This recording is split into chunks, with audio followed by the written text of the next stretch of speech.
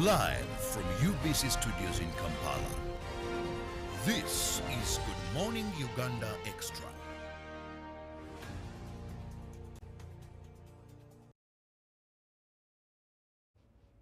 A very good morning and welcome to UBC Good Morning Extra. My name is Sharon Chomjisha. Thank you so much for always watching. Thank you so much for being a part of the show today morning. It's just 9 minutes past 9 p.m. and you're very welcome. Now in studio with me is someone from Petroleum Authority Uganda, Senior Legal Officer, Mr. Isaac Kabuye. Since the discovery of commercially viable oil deposits in Uganda in 2006 by an Australian company that was in Hoima and Bulisa, Uganda has experienced a long and rocky road to reach a final investment decision, feed on its exploitation, with disagreements over the use of oil and delays in negotiation, tax disputes with all companies even making the decision to start on the process. But, the launch of the project was in April 2021.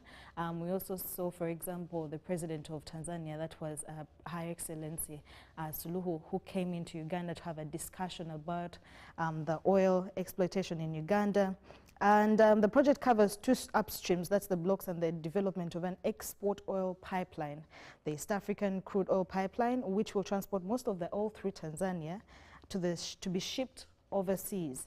The deal is supposed to see investments of about 10 billion US dollars in the development of crude oil production in East Africa, which first oil is expected in 2025. So today we have a guest, Senior Legal Officer from Petroleum Authority Uganda, who is here to tell us a little bit about the decision that has now been taken on by these companies, for example, Kingfisher, Sinok, and so many other companies to start on this investment. And, well, this is great news for the people of Hoima and Bulisa, and we're here to discuss more of that. A very good morning, Mr. Kabuye. Good morning, Sharon. Good morning, our viewers. How have you been? I've been good. Very busy? Very, very busy since the decision was made, but yes, we're moving on smoothly and we hope for greater things to happen to this country and this economy. Okay. First of all, can we just have a little background about the oil that was discovered in 2006 in Uganda? Thank you very much. First and foremost, many Ugandans have a feeling that the oil story just began recently. And yet, when you look at the history of our oil and gas industry, it dates way back to the 1920s. Oh, wow. When the colonial government then had sanctioned a geologist called E.J. Wayland to carry out some investigations in different areas, like Chibiro in the western part of the country, because they had encountered oil seeps coming out of the ground in some of those places. Fast forward, the world wars came in, World War I, World War II.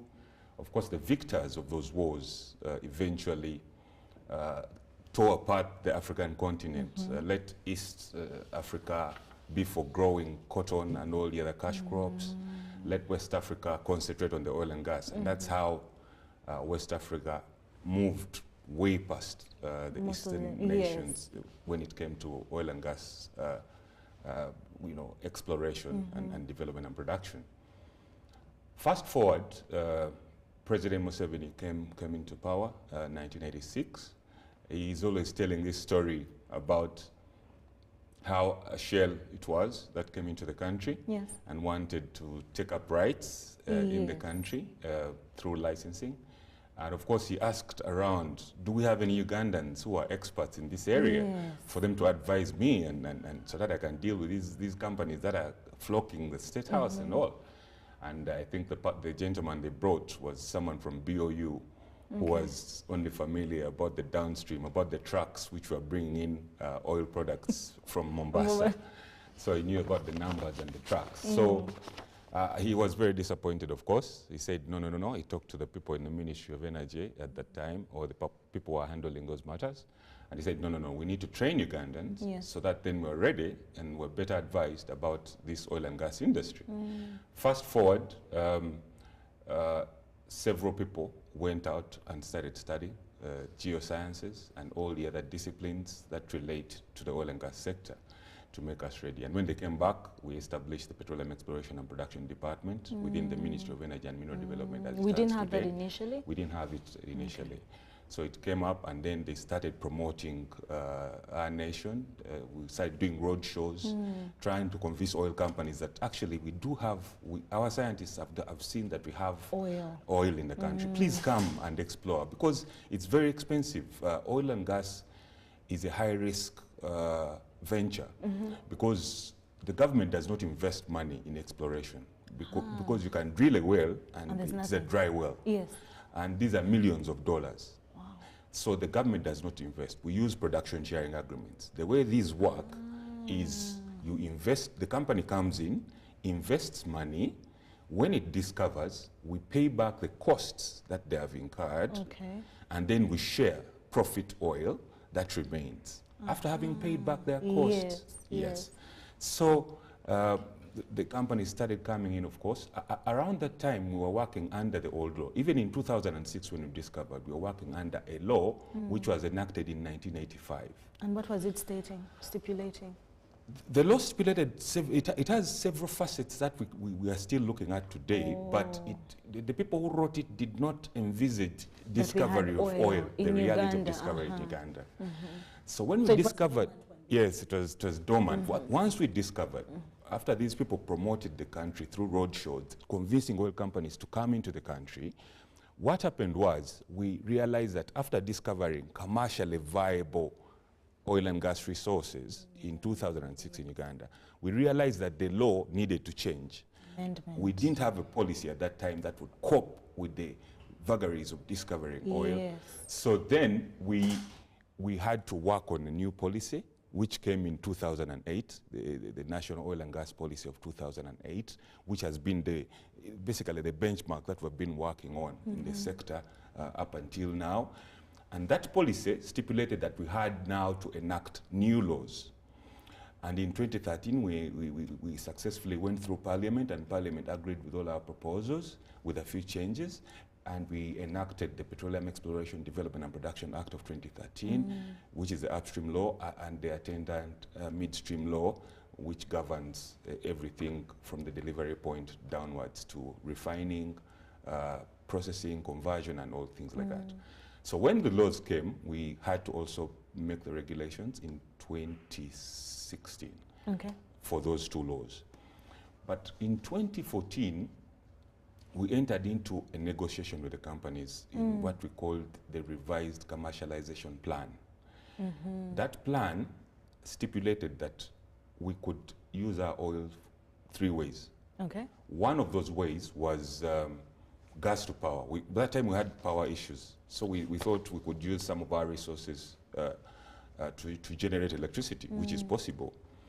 And secondly, we decided to, because the president keeps talking about value addition, even for agricultural products and all this. So then we decided to have a refinery in Uganda. We realized that in East Africa, the only refinery which was active was the one in Mombasa, and that time it was deteriorating a lot. So the East African community had the leaders had sat and thought, no, since now Uganda has a resource, let us have a refinery in Uganda. Of course, we carried out several studies about the sizing of the refinery, and the refinery would be based on what Ugandans consume. Because Sharon, you and I have vehicles, and many other people have vehicles. So we know how much products come through. We have the numbers, we did the research, how much we all can consume, let's say per day. That is in Uganda, and the captive market, that is Eastern DRC, parts of Rwanda, parts of Northern Tanzania, you know, the countries where our oil that comes through the borders goes, the products, the oil products. So after understanding those dynamics, we then agreed on which kind of refinery we would have. And we are going to construct a hydrocracker coker of 60,000 barrels of oil per day. Yeah, because that is what we can consume. That's what the market can contain. But remember, we are going to be pumping over 230,000 barrels of oil per day. Bigger than the 60? Bigger than the 60,000. So people have questioned, why are you taking some of the oil out? Why don't we contain all of it here? But we can't. We can't be pumping that much oil and we cannot consume it. Even if you have storage, it will be too much. Yes. You cannot contain it. So you need to sell or Yes. send. Yes. So then we had to come up with the second option, and that is the third option that we agreed on, a crude oil pipeline to access the oil. You remember we're a landlocked country, yes, Sharon? Yes, we are. So then we had to access Mombasa. so that our oil could go to the world market, so that the petrodollars can start coming in. We need this money. We need to do a lot for this generation and the future generations to come. This sounds like it's very good news for Hoima and Bulisi. Yes, it's very good news. And of course, other Ugandans. Yes, and of course, I've tried to explain some of those processes. Yes. But during that time, we were making the laws, changing the policy and everything to be ready. We were also benchmarking with all these other African countries that are producing oil and gas, seeing the mistakes they have made, trying to correct all those issues. And all that story that we're telling today to the Ugandans that are viewing us has led to the final investment decision. And that final investment decision, these oil companies that invest, first of all, as I said earlier, Sharon, these companies bring the money to explore the oil. Yes. The government doesn't invest. The government does not invest in exploration, looking for the oil. When they don't, that's why I said it is a high risk, high reward venture. Now, when they don't find the oil, we say, sorry, you're lost. Try your luck next time. Yes.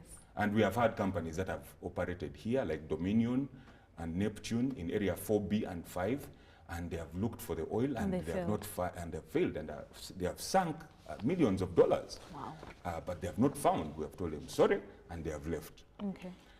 However, when the oil company finds the oil, as I explained, Sharon, we then pay back the costs that they incurred. And share profits And with then the we share the government. profits. But now that is why the organization I work for is very important. The Petroleum Authority of Uganda does the monitoring and regulating of the oil and gas work that goes on in this country. Yes. Now, if we are working under production sharing agreements and the company comes and tells you that today I spent $5 million when they actually spent $500,000, it means you're going to pay back money that they did not spend. What we call gold plating. Now, that is a problem for the country. Therefore, you need a regulator who is alert, who is on the ground on a daily basis. Yes, to monitor. Monitoring and considering what's going on, looking at every nitty-gritty. You need experts who understand the language the geoscientists are speaking from the oil companies, so that the Ugandans are not cheated at the end of the day. And because if you pay what people did not spend, it's like your engineer constructing your house telling you, Muzei, we spent so much money today, we bought so much cement when they did not buy it. Yes. And then you are paying the money. You are being cheated. Yes. It is as simple as that. Yes. So you need a regulator, you need a regulatory body to be on the ground, to follow the nitty-gritty. And that is why the authority is important. So fast forward, Sharon, these companies also mix what we call debt and equity. They use some of their money, but they also borrow from lenders to be able to fund. These are very capital-intensive projects. Yes. The money needed is a lot. True. I mean, we're talking about $60 billion US. We're talking about and so much more. $10, $15 billion. This project has not, the magnitude of this project has never been seen in this country. True. I can tell you that. Very true. So because of that, these companies take time to make the decision to invest. And they look at all the other risks. What are the risks related to the jurisdiction? If we invest our money, will we be able to recoup our investment and make some profit, a markup on what we have invested and things like that? Therefore, it took time. We negotiated several things, because when the oil comes out of the ground, where do you take it? And that's what I've been trying to explain. You are going to construct a refinery. Yes. You are going to construct a pipeline to Mombasa. Yes. So they needed to find sourcing for money so that those projects can kick off. Yes. But you also have a lot of stuff going on in the upstream. The area, because the production sharing agreement stops at a certain point. Okay. When the oil comes out of the ground, you need feeder lines that run into the central processing facility. When the oil comes out of the ground, it has some dirt in it. So Yes. there's a gadget called the central processing facility. It is a scientific gadget, technological. It cleans that oil so that the impurities, and impurities, the impurities are removed from the crude oil, and then we move to what we call the delivery point. The delivery point is the sharing point. You remember I told you that after we pay their money that they have used to look for the oil, We share. now we start sharing. Yes. At that delivery point is where we share. Now, once we share, the oil company can take their oil where they want. We also take our oil where we want. So how many companies have gotten to do the final Yes, investment? so the companies that we have in the country that have taken the decision, we have Total Energies E&P Uganda, Okay. one of the majors in the world. Yes, in the so world. they've been doing this on almost all continents and for many, many years. True. We have Sinok Uganda Limited, the Chinese national oil company. Okay. And then we have our own company, Uganda National Oil Company, which was set up in 2013 when we did the laws I talked about, Sharon, remember? Yes. So they have all taken the decision. Why three? Are we what you've been talking about, the government and these companies sharing profits, Yes, right? yes, yes. So are we doing that with the three companies? Yes, because what we try to do is when we set up the company, our company, Yes. the Uganda National Oil Company, Yes. we wanted to avoid bureaucracy. We wanted it to operate like any company, any normal company. And therefore, it's going to be investing in exploration. It's going to be doing all this work. And now it's part of this investment, both in the pipeline but also in the upstream. Okay. It backed in the upstream 15% to 20% in most of the PSAs which are active. And therefore, they are going to have a share. So when government is receiving its share, the oil companies, the other side, also receiving their share. Okay. Yes. I think we'll hold it right there. Yes. Now, the announcement of the final investment decision brings Uganda close to the to its first oil. And as the senior legal officer, Kabuye was telling us more about the oil, the finding out where it was, a little background about the oil, but we'll get after the short commercial break. We're going to get into more details about this financial investment decision and what it means for Ugandans and what it is actually also going to do for our nation. Let's take a short break and we'll be back.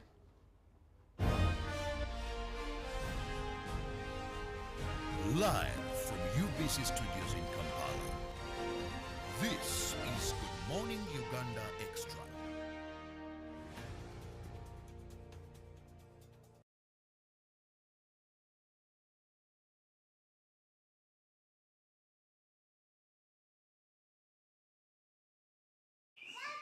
Princess! Is there a problem? Honey, relax. There'll be no more worries about SMSs, phone calls, sijui data, because Daddy has got an Airtel smart plan. There is even Airtel TV. It means no worries.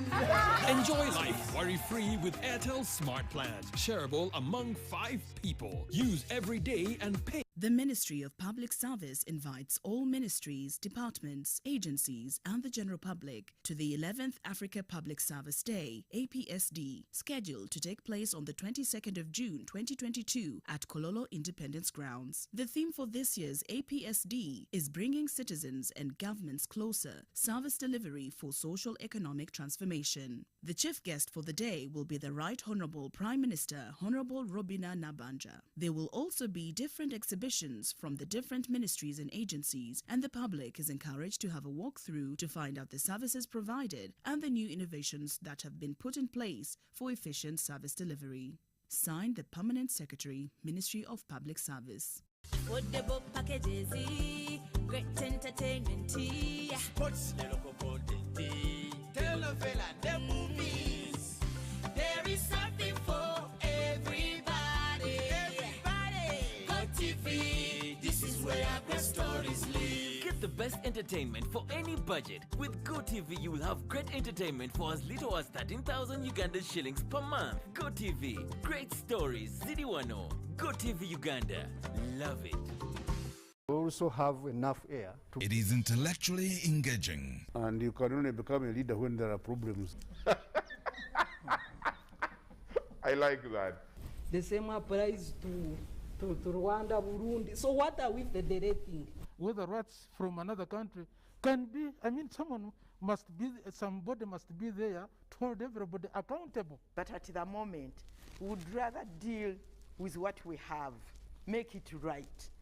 First of all, we as elites of Uganda, we have made Museveni the issue. I can tell Museveni is not the problem of Uganda. The problems of Uganda are much deeper. We can change the next 20 presidents and we'll still be on this roundabout. Deeply incisive. The different political forces that we have in the country, we don't seem to really have achieved that minimum political consensus over certain things. Authentically symbolic and insightful. Behind the Headlines, every Wednesday at 10 p.m. with Charles Odong Thor. All on your public broadcaster, UBC, inspiring Uganda. The Tales of Kasozi, brought to you by Uganda Communications Commission. Hello? Hello? This is Kasozi. How can I help you? Hey, Kasozi, my brother. Long time. We last met when we were at campus. It's been a while, but you are the person I'm looking for. Campus? Really? Hey! You don't remember me? Okay, so how can I help you? I'm stuck in Gulu making millions, and I need to urgently send money to my sick mother. But I can't find any mobile money agent near me. I've sent the money to your phone, as you can see the message. It might take a few minutes to come through, but I urgently need you to send the money to my mother. Let me send you her number, and you send it to her chap. My friend, I'm afraid your mom is going to die. What? Because I don't know you, I never went to campus, and I'm also in Gulu. So can we meet at CPS, we talk about it? Stay tuned for what Kasozi does next. Tofera, refrain from unnecessary engagements with strangers over the phone. This message is powered by the Uganda Communications Commission.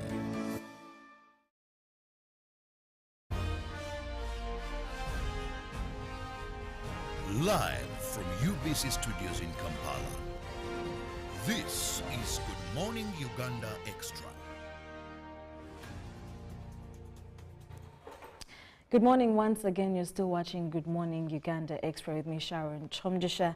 Mr. Yusuf Masaba, the Corporate Affairs Officer, Petroleum Authority Uganda, and the Legal Officer, Mr. Isaac Kabuye. We're still discussing about oil discovery and the final investment decision which brings Uganda to its first extraction or first oil construction is actually nearing. You know, we've seen it, it has happened, and I'm guessing, do you think, Mr. Kabuye, we might be even able to get this rolling before 2025?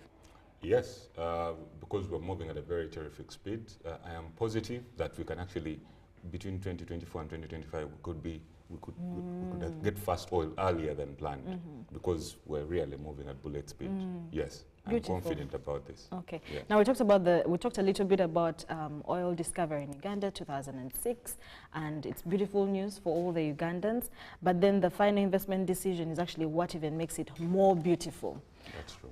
Let's understand what the final decision, the final investment decision means, Mr. Kabuye. Thank you, Sharon, for that question. As I explained earlier, these companies have to source for money. They're very, very wealthy companies. They've been doing this kind of work all over the world. But they mix, when they're sourcing for funding, they mix debt and equity. So they mix some of their funds to take forward the project, but also borrow from lenders to be able, because this is very, as I explained, very high capital intensive venture. And therefore it takes time. And then there's so many things. Like if you're going to go to a lender, they are going to consider so many things before they actually approve. Details to approve. Do you have the land? Have you acquired the land? Yes. Are all these risks taken care of? They'll do a due diligence about the jurisdiction before they can approve the money to come into the project. And therefore that took time. But then also, when it comes to, let's say, the pipeline, the crude oil pipeline, because I told you, if the oil comes out of the ground, it's either going to go to the refinery or to the export pipeline, the crude oil pipeline. But when it comes to the pipeline, it's two countries. So we had to negotiate the intergovernmental agreement, for instance. We had to negotiate the host government agreement now with the companies that are leading on constructing that pipeline. So that also took time. Okay. So, but all that has boiled into this decision that came on 1st February in 2022. And you saw the president, as you explained to the viewers, of Tanzania flying in and interacting with our president and the technical teams, concluding all the agreements that were negotiating, and that led up into the decision that we're talking about now. But the question is, what is this decision? Yes, and what's this decision? What And does why is it even mean? important? Why is it even important? Yes. The companies, the three companies that I talked about, that is Total Energies E&P Uganda, Sinok Uganda Limited, and Uganda National Oil Company, finally made a decision to invest these billions of dollars and take this project forward. And therefore, that means that Ugandans have a reason to celebrate. Okay. This long wait that they've been talking about, the delay and everything, now we are certain that this project is moving, because once the final investment decision is made, which has been made, yes, then contracts start moving, or they're issued out to the companies for them to start actually doing the work on the ground. What are the implications? For instance, now, at the Petroleum Authority of Uganda, we have approved contracts worth $7 billion. Wow. You know, $7 billion US dollars. US dollars. Of those, contracts worth $1.5 billion US dollars are going to Tier 1, Tier 2 companies, which are Ugandan companies. Okay. Which means, because the key question that some Ugandans want to know, they say this oil story is complicated. For us, we didn't have oil before. But the key question is, how do we benefit? Because remember, we have seen countries which have had the resource, but for some reason or the other, the nationals, the locals have not benefited at all. There is, remember, it's a finite resource. Which has also been a scare for actually Yes, some remember, it's a Ugandans. finite resource, meaning at some point it will get done. So if this finite resource is going to get done, it is important for us to see how much, because you can talk about these numbers, billions of dollars, but the question then becomes, how much of that money will be retained in the economy by nationals? Because remember, if we don't prepare and we don't engage and we don't do any work and we don't supply any goods and services, some foreigners are waiting to come in and do the work. And then we'll be there. God blessed us with this resource. It comes and goes, and we remain angers, looking at ourselves. You had also initially talked about how there was a law that was enacted, but it was dormant because there was nothing going on. We didn't really have. So now the law, the laws, yes, the other law, the old law, did not have many of the new facets we've had. One of the new laws that we have, the upstream law in 2013 that I talked about, stipulates clearly that, for instance, 16 areas of work can only be done by Ugandans and Ugandan companies. We ring-fenced those contracts. These facets were not in the 1985 Act. They were not in that law. But we have brought them in the 2013 law. But do we have enough Ugandans within the 16 areas? Or and this is something we're going to be talking about in this show, what Ugandans must do to prepare. And we're going to talk about the National Supplier Database. You must register. For you to supply any goods and services within this sector, the oil and gas sector in Uganda, you must register on the National Supplier Database. Yes. Well, I'll just move on to Mr. Yusuf Kawi. What are some of the opportunities that this level of investment brings to the country? Thank you very much, Sharon. First of all, good morning, viewers. I'm glad to be here at UBC. Maybe to correct you, it's Yusuf Mbasaba. That's my name. Yes, I'm so sorry. Kawi is my colleague here. Yes. Yeah. So you're asking about what are the opportunities that this presents. First of all, I think as a country we are so blessed that we are the only among the few countries that received what they call a final investment decision for such mega projects. Now the final investment decision, as maybe you would have alluded earlier on, is bringing in about 10 to 15 billion US dollars.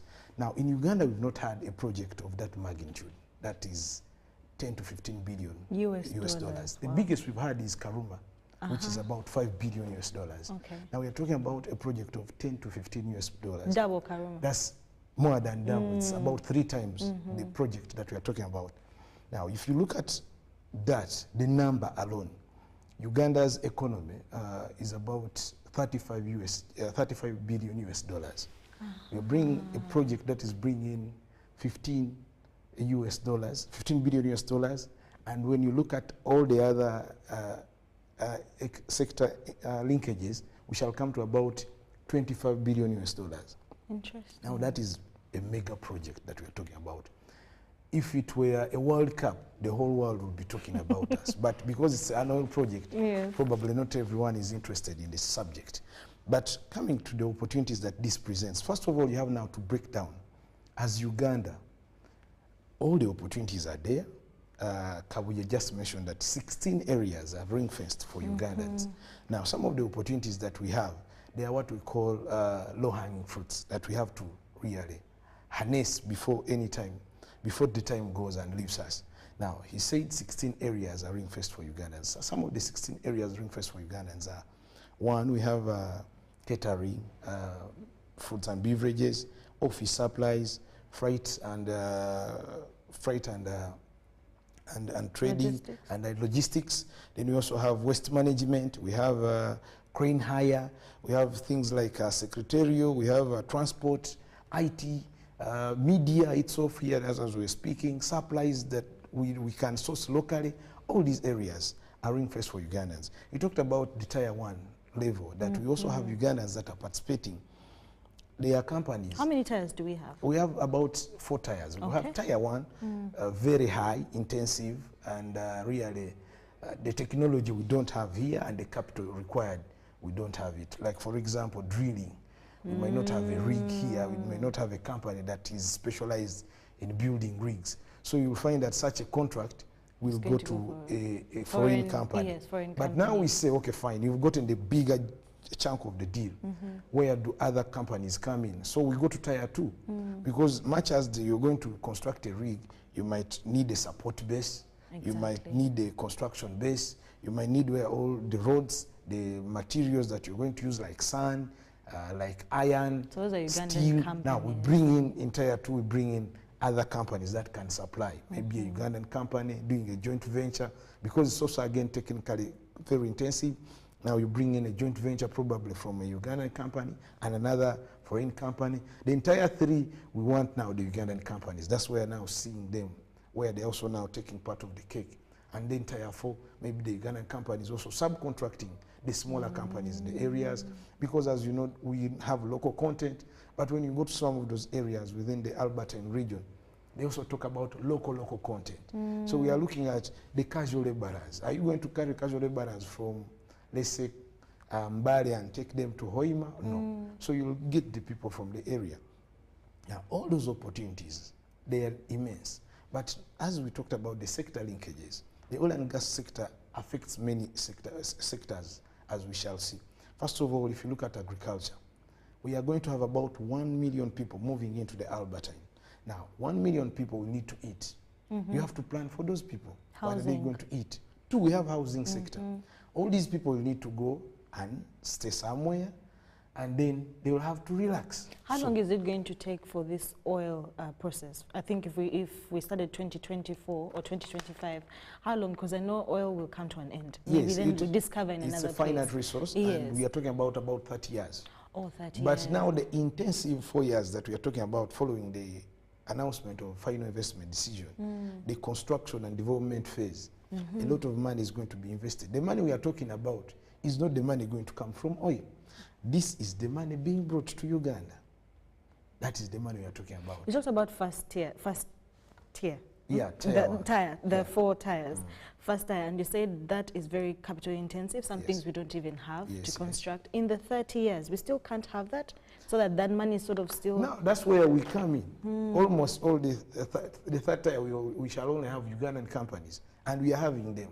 Many of them that have registered on the NSD, National Supplier Database, are now getting those contracts. They are there. The only problem is, how have you prepared? Because many of the people we've been singing this song for a long time, but now we can no longer sing. But we have closed the book of lamentations. We are now in the book of action. So if you don't join, you miss out. That's where we are. So you're saying something. But possibly, when you ask that, within the 30 years, won't we have any Ugandan companies that can do this work? The way we design the law, when you look at, for instance, Section 125 of the Petroleum Exploration, Development and Production Act of 2013, first of all, we say that priority must be given to Ugandans and Ugandan companies when you're looking for any goods or services. You have to look for people who can do the work here. Yes. Now, before, it was not easy for us as regulators because someone would bring a catering company, let's say from China or France. Oh, wow. And then say, no, there's no one who can prepare food for us here in Uganda. And we didn't have a database where we could challenge them and say, no, but Sharon and company can prepare a good meal that according to your specifications. Hence the database. So now we wanted Ugandans and Ugandan companies to register. So that now if a company says, I want this service, we say, the law says you have to pay priority to Ugandans and Ugandan companies under Section 125(1). And then we said, we are aware that we are in a budding, newly oil-producing country. Yes. Therefore, there are certain things we don't have. So we can't look out and say only Ugandans. We said, okay, when you look for a service or a good and you cannot find it in Uganda, when you bring a foreign company, that company must enter into a joint venture with a Ugandan company. So even in the first tier, we have those companies joining. Yes, if you say drilling and you look around and there's no Masab and company, there's no Sharon and company, and you are bringing a foreign company, we require that company to enter into a joint venture with the Ugandan company. Now, ideally, we expect that over time, when this Ugandan company is working with a foreign company, which has come with the technology and all that stuff, we expect technology transfer. Yes. So the idea is that Ugandan companies over time should be empowered, should be developed, and of course we have other agencies now that are doing that development kind of cycle, so that in the long run we expect our companies to be competent enough to work in this sector, but also to work in the neighboring countries. East Africa is now a budding oil and gas region with gas in Tanzania, DRC has oil, Southern Sudan. I mean, Kenya, we expect Ugandan companies to start bidding for jobs in all these, in the area, not only Uganda. So the answer really is that over time, these companies, we expect will develop capacity and be able to work, not only in our jurisdiction, but in the captive area. Interesting. As well. Now, you've talked about being on the being registered. Yes. You know, what are some of the requirements for Ugandan companies to be contracted to provide goods and services? So the first key requirement is that any company must have legal status, and therefore you must have your registration documents in order. Your certificate of incorporation, Uganda Registration Services Bureau must know who you are, must indicate who you are to the world. And when a company is born, there's a case called Salmon versus Salmon. It takes on legal personality in law. And the evidence that you show is that you are duly incorporated, so you need to have those documents filed with us. But also there are other requirements. Are you tax compliant? Yes. Do you have clearance from Definitely, URA? Yes. If you have employees, NSSF, do you have clearance from NSSF? Do you have bank guarantees that you can do some of this work? Do you have a bank account? Are you a proper legal person that we can transact with? Because you see, people who come on the database must not be briefcase companies. You know, we have many people who go to maybe... How are you working around that? Because there's so many also projects that have been handed over to briefcase companies. And yes, and that's why we're doing... This is some kind of pre-qualification where we kind of screen the players who are coming onto our database, because we are really asking the oil companies to look into our database and look for people to do the work. And therefore, we need to be able to vouch for these people. And at the very least, we need to verify who they are. Well, I hope at the end of the day, we never have those stories, at least with the Petroleum Authority Uganda. There is a process before you're qualified to go on the NSD database. Yes. We do due diligence, which we've done even outside countries, because some companies are foreigners, he told you. So if it's a foreign company, we have foreign missions in all these countries. We shall send our foreign mission, go and check. Does this company exist? Does this address exist? Do they really do this business? Or they are masqueraders? Well, so for here in the local area here in Uganda, our people go on ground. They go and check all these companies before you're pre-qualified, because much as we want it to be very fast, sometimes it might take about 1 to 2 months just to pre-qualify you and ensure that everything is in line and whatever you've told us, you're really doing it. and we come, check and confirm. Yes, you said you're at UBC. Sharon is really at UBC. It's not someone masquerading that they're at UBC and then they are not there. Well, our hope is in you, Petroleum Authority Uganda. Now, how are you also supporting Ugandans to take on these opportunities, to get these opportunities? First of all, many Ugandans have been trained. Some of us are here by government, because when oil was discovered, the first company that came here, I think Isaac must have told you the story. There was no company, there was no one who knew about oil and gas. So the president took a deliberate decision and said, okay, fine, before we discuss anything to do with oil, we need to train. So they sent out the first batch of trainees who were from the Ministry of Energy. At that time, it was with water, and then they trained.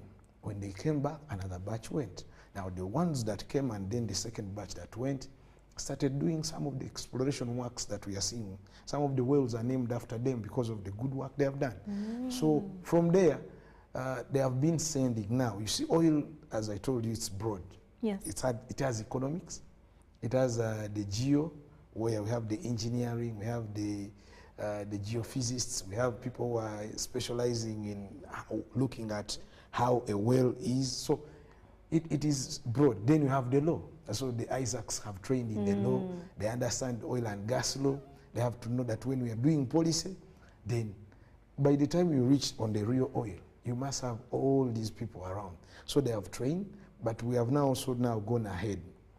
Because we did not have any training institute in Uganda, government went ahead and started the Petroleum Institute. Training in terms of what? Because I know Makerere University has a course. Yes, Makerere University trains in oil and gas, but that is at a bachelor's degree. And even the students, you know that they almost have about, I think, 15 students in such a class. Very few. Yes, very few, but then also look at the opportunities at a degree level. They are fewer compared to the technical level where we need technicians, where we need welders, where we need instrumentation technicians, all those areas. Now, when you look at that area alone, you look at the numbers. For example, we need welders. We need about 1,230. That's the number that was projected. Instrumentation technicians, about 465. Drilling rig experts or technicians, about 645. Civil and structure engineering, about 3,000. Are we going to have those at the end of 22. the day to start, once we start? We have trained a couple of them. About 500 welders have been trained and technicians by government and the oil and gas companies. More are being trained. Those ones also want to join, and you feel like you want to be trained and join the oil and gas industry. We have the UPIC, Uganda Petroleum Institute in Chigumba. We have here Sunmaker. Several of them are here in Kampala that are now having what we call certification. Because if you look around, we have people in Katwe who can do welding. Yes. But they cannot do professional welding, so they don't have certification. They need to go and be retrained for a very short time, about 2-3 months. Then they get that certification. Now those certification certificates, we now have them. The courses are offered here. We have City and Guild. It is now offered by UPIC. We have Onapito, also now being offered by UPIC. So all those international certifications are there. Now the beauty about that is, if you train and get an international certification, you're not only going to work for Uganda. You have you broaden your market now. You can now go to a foreign country and work, maybe even after closing down operations here. The company will take you, if you're working, for example, a company that has been contracted here. Yeah. It will take you to another location that they are going to do the same I love work. the fact that you're talking about the most local people, like to the grassroots. Yes, yes. But how do they know about these opportunities? Do they even know about them in the first place? We've been having what we call quarterly stakeholder engagements. Now, these quarterly stakeholder engagements, we go out there, we come, like now we've come here, we talk to them, we tell them the opportunities that are there, we interest them so that they can really want to participate. And then even the schools themselves that are offering these opportunities, we take them to the district level, tell them to announce, and then when they announce, there's also what we call the Albertine project that is going on. We've been collecting people from all the districts, the operational districts, to ensure that we have an opportunity offered to all the people, not just one area taking these opportunities, but the people from those areas being the first people to respond to and get these opportunities. So we've been communicating, and really, trust me, if you went down there and you saw the people who are working right now, for example, at Tilenga, about 300 of the people who are working are from Ugandans and from the area. So that shows you that there has been some effort in terms of promoting local content, and in terms of training the local content and uplifting them so that they can be able to really have this oil and gas sector. Now, if you look at those numbers alone, we imagine that we've projected that about 160,000 jobs are going to be created by the industry. Okay. Of those, about 20,000 are direct jobs, then the 140 are induced or indirect jobs. Now, those ones are all jobs that every Ugandan should look out for. I can't wait for 2024. Yeah. Not even 2024, probably you should know that this is the time now, because once we reach 2025, the numbers will go down, because now this is the development and construction phase. It's where we need very many numbers. The construction is going on. We have the airport being constructed. We have the Kingfisher project right now is also under construction. We have the Tilenga project is under construction. We have the roads, all those needs, and even I had even forgotten the pipeline and the refinery. All those are going to need numbers, and these numbers, we are going to use them now. We are going to need them now. How prepared are you is the question. For Ugandans, yes. Possibly, how prepared Sharon, are you? Yes. You had also talked about the issue of people training at the universities, and then the follow-up question of how do these people get to know about opportunities. One of the things that we have invented is the NOGTR. We have, just like we have the NSD, the National Supply Database for the companies, we have another portal on our website for all the professionals who are training in oil and gas. And you know, many people are studying oil and gas related courses, oil and gas management, oil and gas communication. People like you are also venturing into communicating in this sector, and so many other professional areas. Many universities have come up with oil and gas courses. Now, this NOGTR, the National Oil and Gas Talent Register, is a portal on our website, www.pau.go.ug, where anyone who feels they can contribute to this sector must go and register, because now we have employers also on that portal, and they can easily look for you even before advertising in the newspapers. Yes. So if you think you can do anything, you can be a communications expert, and there's an MC job in Hoima. We want to be able to say that we have Sharon who has either registered as an individual or as a company, and they can do communication services, or they can do some work in this area in the oil and gas sector. Remember, the law says you cannot do any work. You cannot wake up and say, oh, Sharon is a good MC. She can handle this corporate function for Total Energies when she did not register.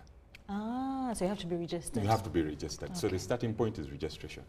Also, people who are looking for jobs, specifically the jobs that Mr. Masaba has talked about, the NOGTR is for you. It's there. Please go there, put your CV there, so that these companies sometimes are very busy and they need people. They can easily look into the portal and say, Sharon is here, she's qualified like this, like this. We can easily give her a call for us to interface with that. Okay, our time is fast spent, but one of the last questions, I think. Now, the world is transitioning from the use of fossil fuels to use of clean energy sources. Will this not affect Uganda's oil resources prospects? Thank you very much, Sharon, for that question. First and foremost, in the Ministry of Energy and Mineral Development, the parent ministry that takes most of these agencies that were established, we are fully aware about the climate change aspects. COP21 was very, very significant.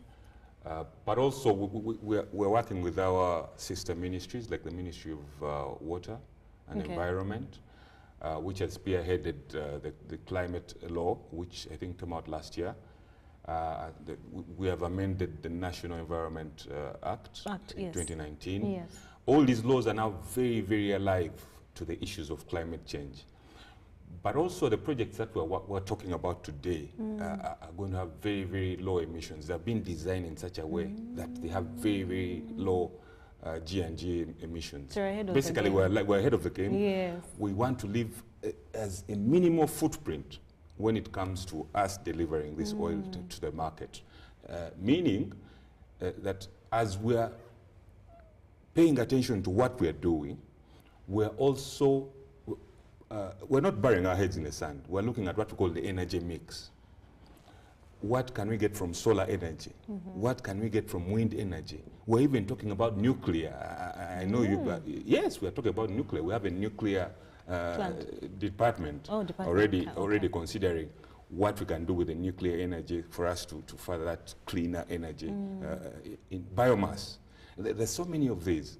So we're looking at the energy mix. We're saying if we have hydro and we have solar and we have wind and we have all this, we can then hedge and ensure that our oil and gas leaves a very minimum marker when it comes to, but also the black gold or the crude oil. I can assure you is going to be valid for the next at least 50 years. Foreseeable. OPEC has written so many papers about this, and we're sure that we're in good state. And of course, we are seeing our colleagues in Europe after Ukraine. Some of the countries are going back to coal, not so coal, which is even more harmful than our oil and gas. So we are very confident that our crude oil is going to be valid for the next 50+ years, and we are sure we are going to develop this project in a sustainable and very, very responsible manner, minding the environment, minding our wildlife, because these were here before. They were attracting tourism before. We don't want to mess any of that up, and we are alive to the fact. Okay. Any last remarks? Maybe, You have something to add, then in addition to that, I just want to reassure Ugandans that before these projects were undertaken, we had what we call environmental social impact assessments for all the 3 projects, the flagship projects that we are undertaking. First of all, in 2018, we got the one for Tilenga. For Tilenga. 2019, we got for the one for Kingfisher, and the same year, I think 2020, we also got the one for 2019, still the same year. We got the one for the East African crude oil pipeline. Now, what this means is that these certificates are awarded to these companies after rigorous exercise that really even involves having to ensure that you have what we call international best practices put in place. And these SCR studies were not undertaken by only Uganda. We had foreign companies that have repute in the world coming here to join Ugandans, undertook the studies, looked at all the possibilities of how best do we mitigate and how best do we avoid. Because in environmental sustainability, we look at avoidance first. Now, if you can't avoid, how do you minimize? So, level 1, avoidance. If we can avoid, then all the eco-sensitive areas that we could avoid for all the projects that I'm talking about, Kingfisher, Tilenga, and ECO, we avoided. Where it is impossible to avoid, for example, let me say it is here that where the oil well is, there's technology that we've tried to use. For example, is what we call directional drilling. So I might target the oil here, but instead of drilling exactly here, I drill somewhere else besides. Then I direct the drill. Then it comes here. Because I know if I drill here, I'm going to affect this area. So I drill somewhere else. Now, I've not avoided, but I've minimized the impact of that particular project. Then, for example, the ECO, because there is a lot of noise that has been going about ECOP and saying it's not going to really, it's going to affect the environment. But when you look at the design of the ECOP, it has been made in a way that it has minimal impact. First, it's going to be buried. Now, once it's buried, it is also going to be insulated. Now, the insulation is going to ensure that the heat doesn't go into the ground and affect probably whatever is surrounding it. And finally, where we have eco-sensitive areas like rivers, like forests, we do what we call above ground installation. So it goes above. And no one should lie to you that it is going to go through the lake that has been alleged. So I want to assure Ugandans that your projects are going to be really developed in a very sustainable environmental friendly manner, and we shall get the best out of this. Now, the feed announcement signifies the commitment of all companies to invest close to $10 billion in Uganda. The process is going on. There are greater plans of building and making a refinery, the pipeline, and so much more. And this is actually going to transform so many Ugandans' lives. It's here for us. We're going to get so much out of it. 30 to 50 years is a great time for even the nation to develop. And well, Petroleum Authority Uganda is also monitoring, making sure that everything is intact. Ugandans are getting what they deserve, and everyone is benefiting from this great new adventure, since we've never had oil in Uganda. But this time around, when it was discovered in 2006, it's going to be the first ever project where we start to extract oil in Uganda. Thank you so much for watching Good Morning Uganda Extra. My name is Sharon Chamjisha. I was joined by Yusuf Masaba, Corporate Affairs Office from Petroleum Authority Uganda, and the Legal Officer, Mr. Isaac Kabir. Thank you so much, guys, for coming through. And we believe that all the Ugandans have gotten all the information they need. Good luck. We will be watching and seeing whatever you've been talking about and all the plans that are underway. Have a lovely morning. Bye-bye. Thanks for having us. Yes. Thank you. Bye-bye. Good morning. Live from UBC Studios in Kampala.